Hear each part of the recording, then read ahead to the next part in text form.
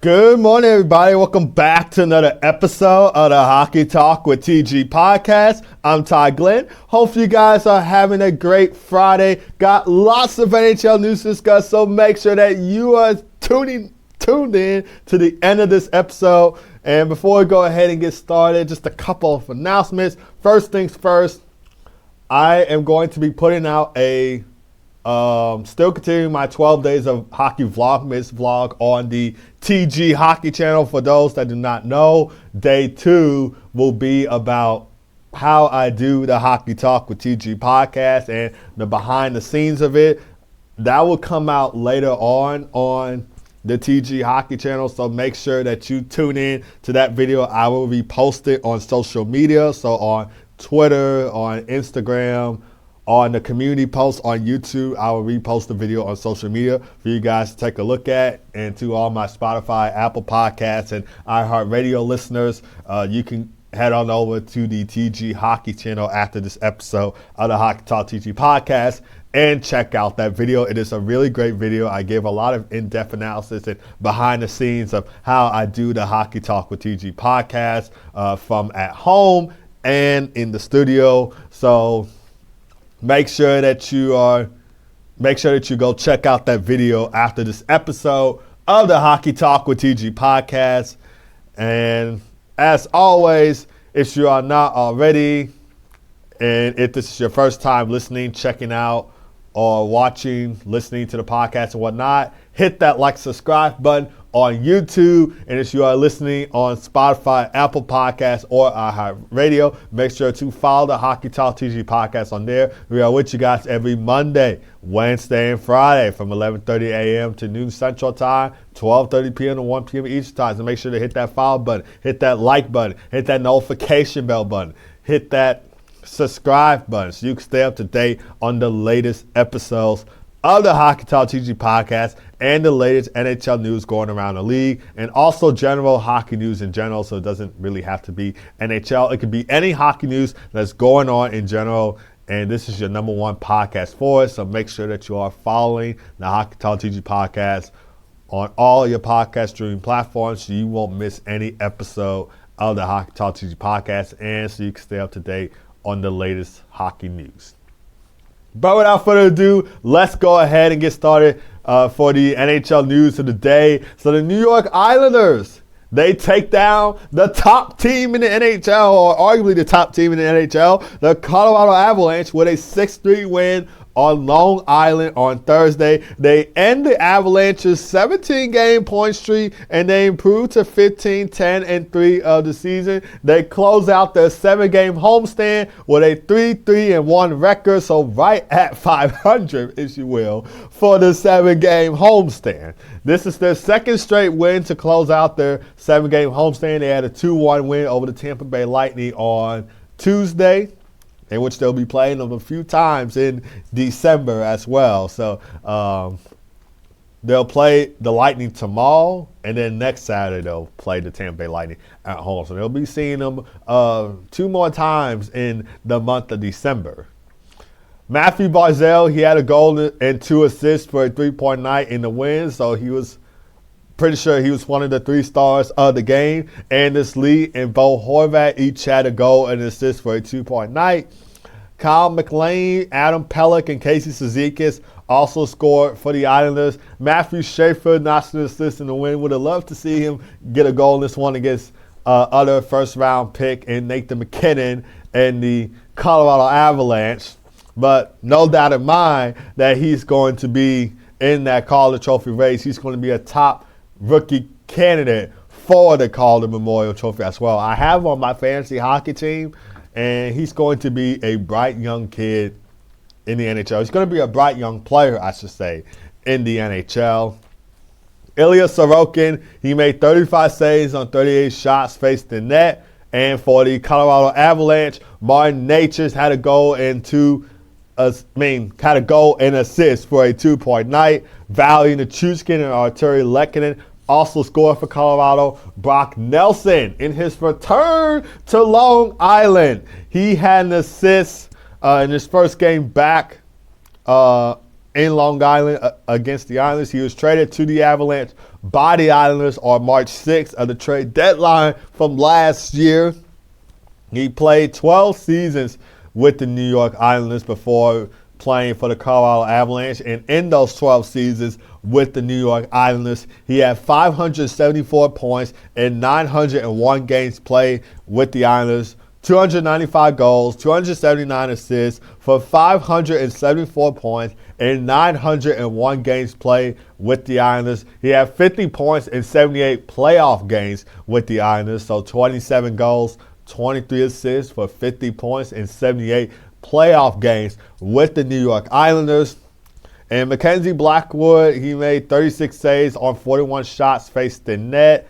And the Avalanche's 17-game point streak comes to an end. They were 14-0-3 during the span, and they improved to, well, I should say dropped because they lost. They dropped to 19-2-6 of the season. Still have a good record. And honestly can't believe that this is their second regulation loss of the year. It is crazy to think about. Second regulation loss of the season for the Colorado Avalanche. They continue their 4-game road trip at Madison Square Garden against the New York Rangers on Saturday at 11:30 a.m. Central Time. The Islanders start their back-to-back Florida road trip against the Tampa Bay Lightning Saturday at 6 o'clock p.m. Central Time.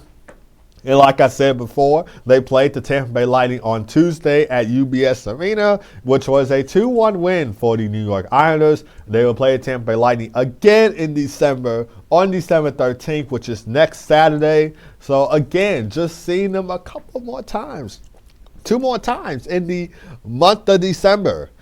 And the Islanders, who end their Florida road trip on Sunday against the back-to-back Stanley Cup champion Florida Panthers, before starting a 3-game homestand against the VGK Vegas Golden Knights on Tuesday. And the Florida Panthers are in a little bit of a struggle right now. They have lost, I believe, 4 straight. They lost in overtime to the Nashville Predators last night, in which I'll get into that game recap in just a second.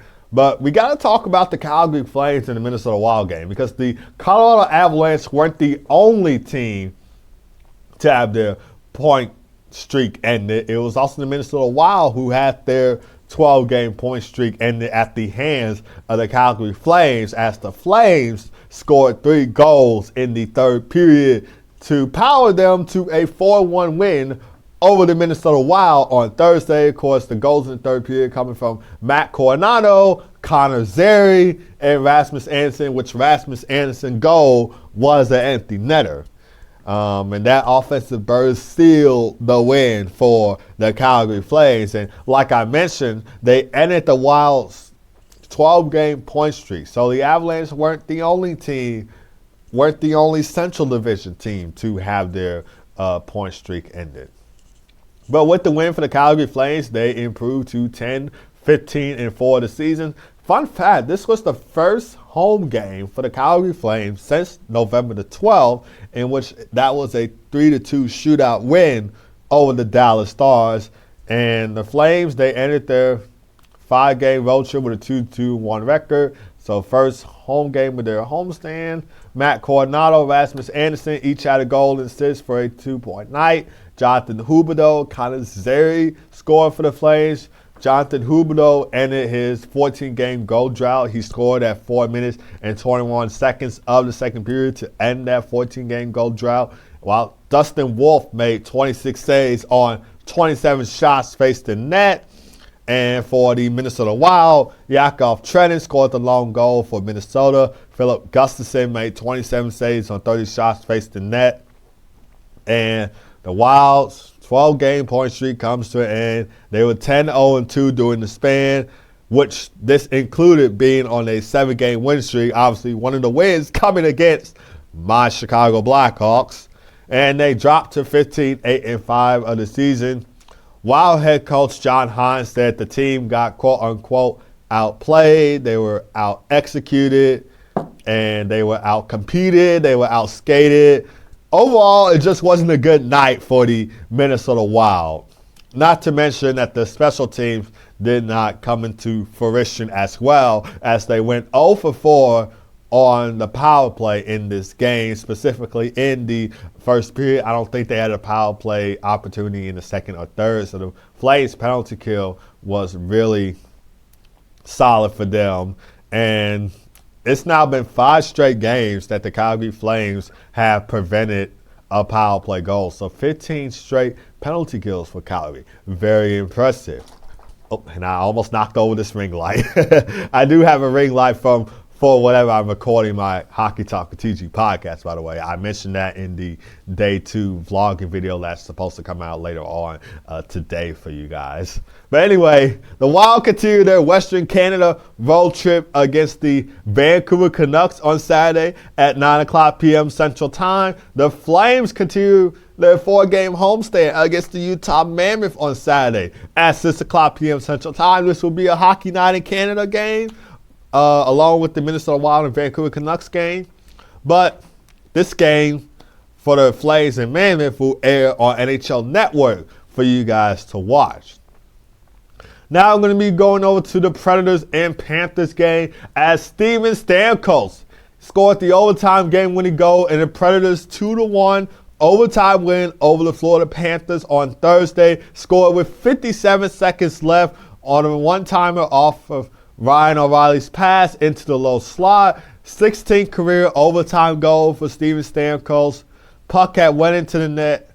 The puck went in when the net had came off of the moorings after Panthers defenseman Gustav Forsling and goaltender Sergei Bobrovsky slid into the net.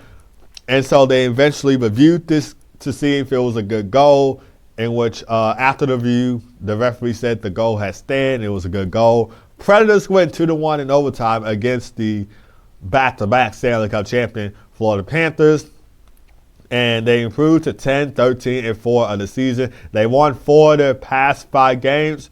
Ryan O'Reilly, he had a goal in this one as well to tie the game up with 6 minutes and 19 seconds remaining in the third period, coming off of a scoring on the rebound from a shot from Michael Bunting. Earlier in the third period, the Predators apparently thought that they had tied the game up, but a video review was in place, and they said that the puck did not cross the line, so the goal was overturned. But great win for the Nashville Predators overall. They outshot the Panthers in that third period 12-3. UC Saros made 30 saves on 31 shots faced in net.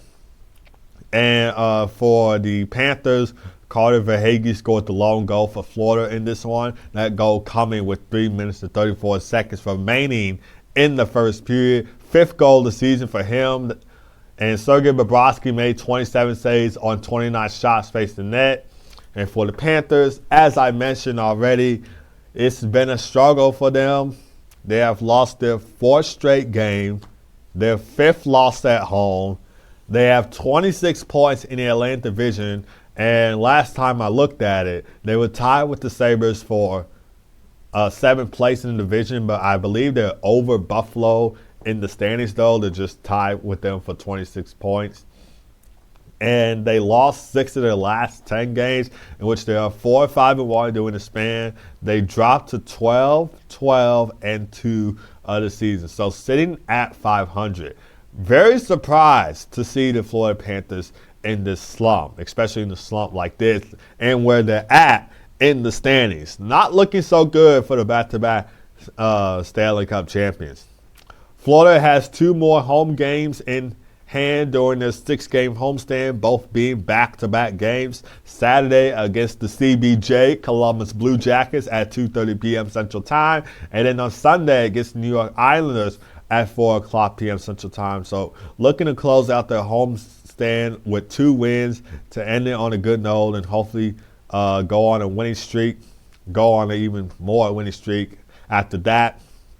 The Predators, they faced the Hurricanes on Saturday at 6 o'clock p.m. Central Time. And the Predators, they have been rolling of late. Going into the Global Series against the Pittsburgh Penguins, they were 5-9-4. After the Global Series, they're 4-4-0. So I don't want to give an overreaction here, but the Predators could be looking like, hey, we're back. Like I said, I don't want to give too much of an overreaction because this could still be the same Predators team that we saw last season, but they have been winning some hockey games of late. Like I said, they're 4-4-0 after their global series against the Pittsburgh Penguins. So, like I said, they are rolling. They are trying to get back into the playoffs after a terrible season last year. But like I said, don't want to give too many overreactions to that. But I am really impressed with what Nashville has done of late.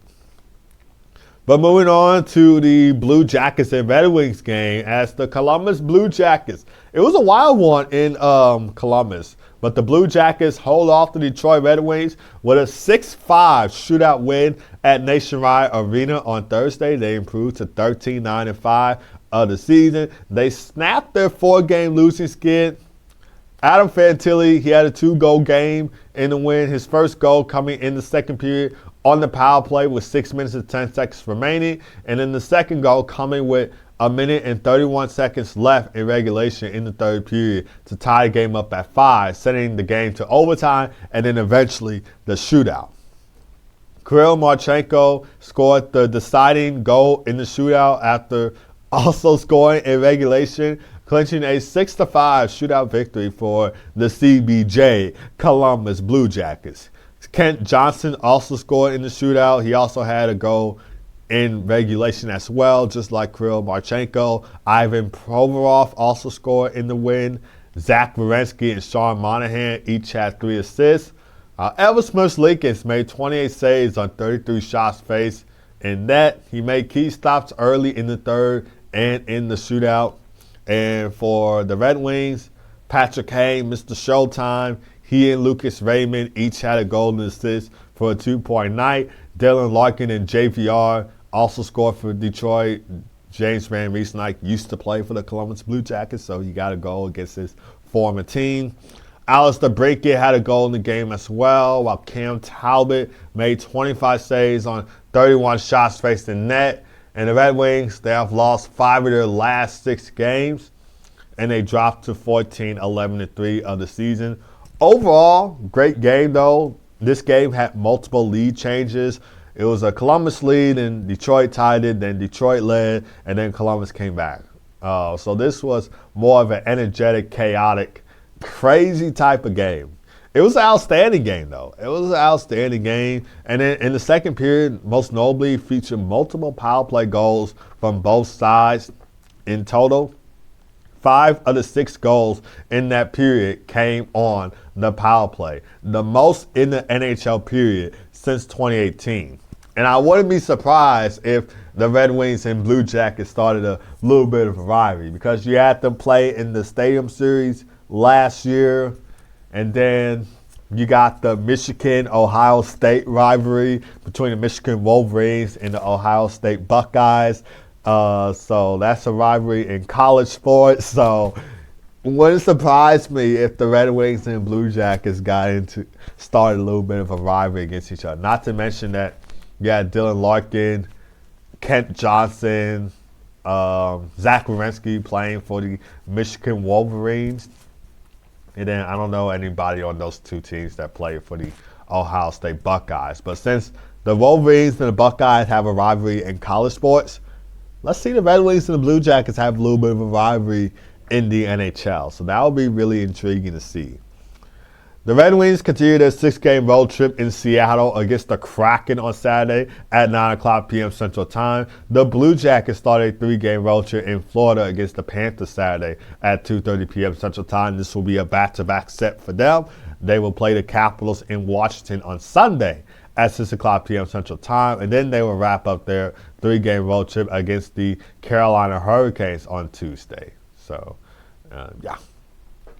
But moving on to a game that was even crazier than this one between the Blue Jackets and Red Wings, the Kraken and Oilers, as Connor McDavid notched the hat trick in the Oilers 9-4 win over the Seattle Kraken on Thursday. He also had an assist for a 4-point night.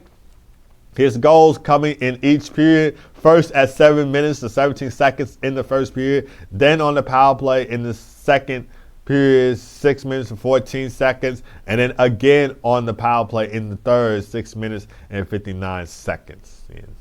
And this was Connor McDavid's 13th career hat trick, tying him with Mark Messier for fourth most in Oilers history. This was also his 3-goal game since October 27th of 2022. And the Oilers improved to 12-11-5 of the season following their wild 9-4 win over the Seattle Kraken. Great bounce-back win for the Oilers as well, because remember, they opened up their 5-game homestand with a 1-0 shutout loss to the Minnesota Wild. Jesper Wallstedt was a wall in that one. No pun intended. Absolute brick wall in the win over the Oilers. But yeah, great bounce-back win for the Oilers in this one against Seattle Kraken, especially to do it in this type of style against Seattle. A wild one, a barn burner one, if you will.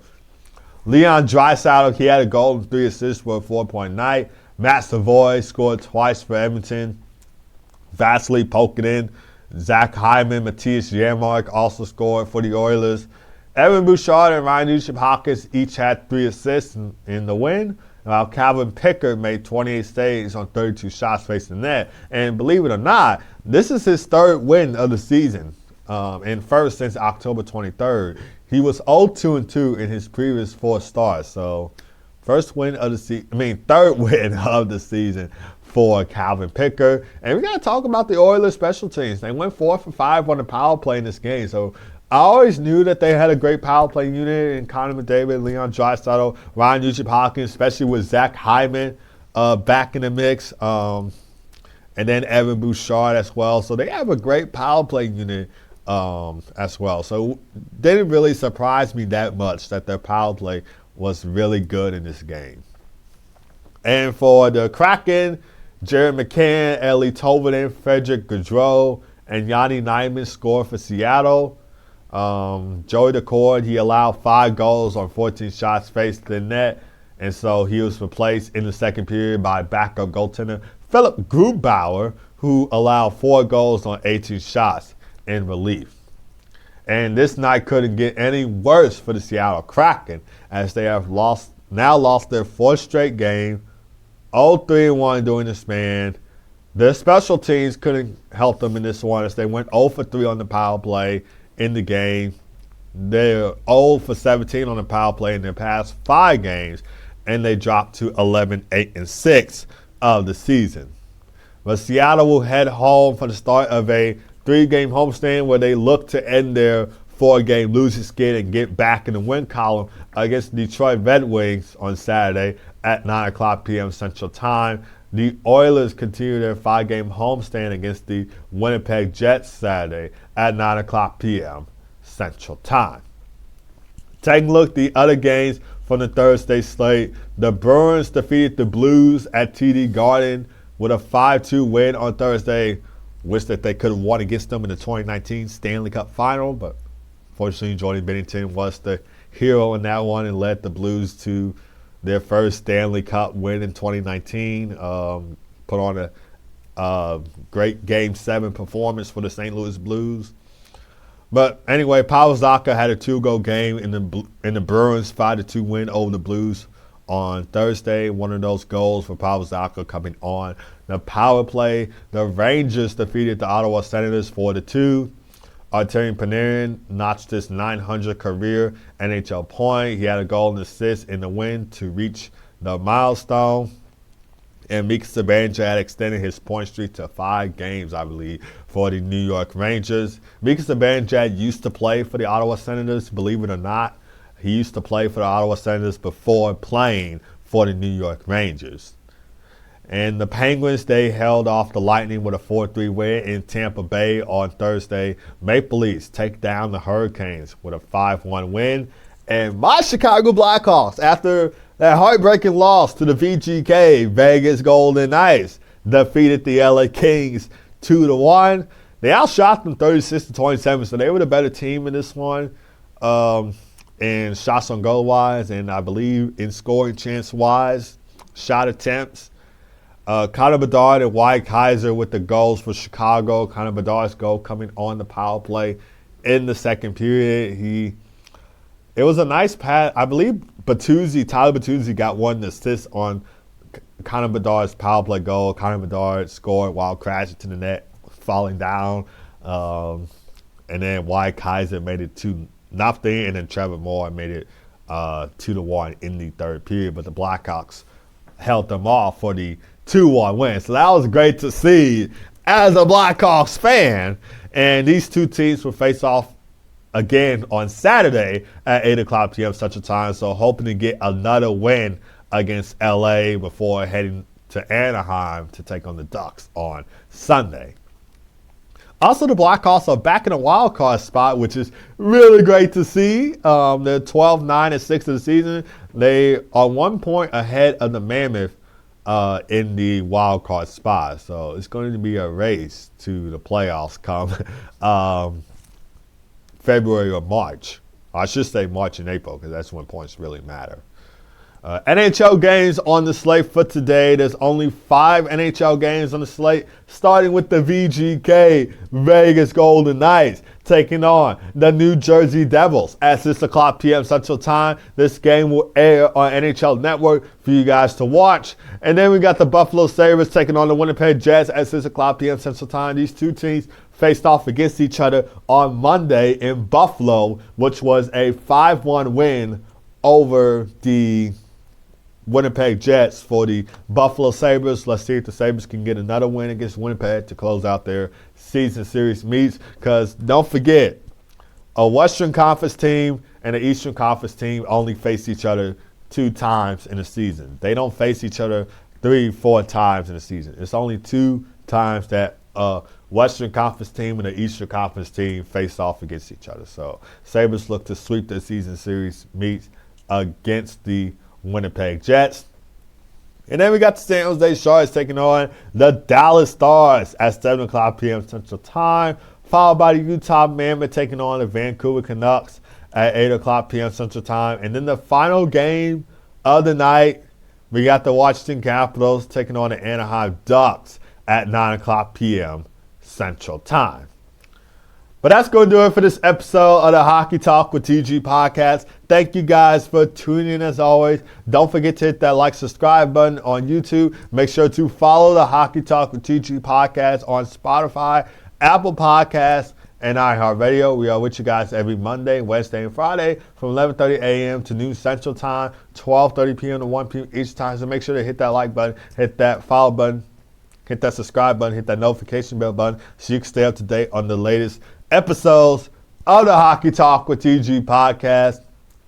And don't forget to check out that day 2 video of my 12 days of hockey vlogmas video series. This talks about behind the scenes of how I do the Hockey Talk TG podcast, how I edit the podcast, how I do my podcast from at home and in the studio. It's a lot of in-depth analysis in that video. That video will be out on the TG Hockey channel later on today. So please, please, please, please, please head on over there to the TG Hockey channel. Take a look at that video. You're going to love it. Also, make sure to get my copies of my books on Amazon, Rising Up a Young Player's Journey to the NHL, Slapshot Struggle, Story of Our Middle School Hockey Team, From Icebergs to Ice Kings, and my Top 10 Chicago Blackhawks Moments book. I wrote from my own perspective in honor of the Chicago Blackhawks centennial season. And yeah, make sure to get my hockey books. It will make a great Christmas present for your kid, for you, and anybody who is a huge hockey fan like myself. I will show those at the end of that video I do on the TG Hockey channel, my 12 Days of Vlogmas video, where I talk about behind the scenes of my Hockey Talk TG podcast, how I record from at home, at school, and other stuff in that video. So that video will come out later on today on the TG Hockey channel. So after this episode of the Hockey Talk TG podcast, head on over there to that channel and check out the video. Both of you guys have a great rest of your day. Keep God first as always. Be blessed. I will see you guys on Monday for another episode of the Hockey Talk with TG podcast. Take care.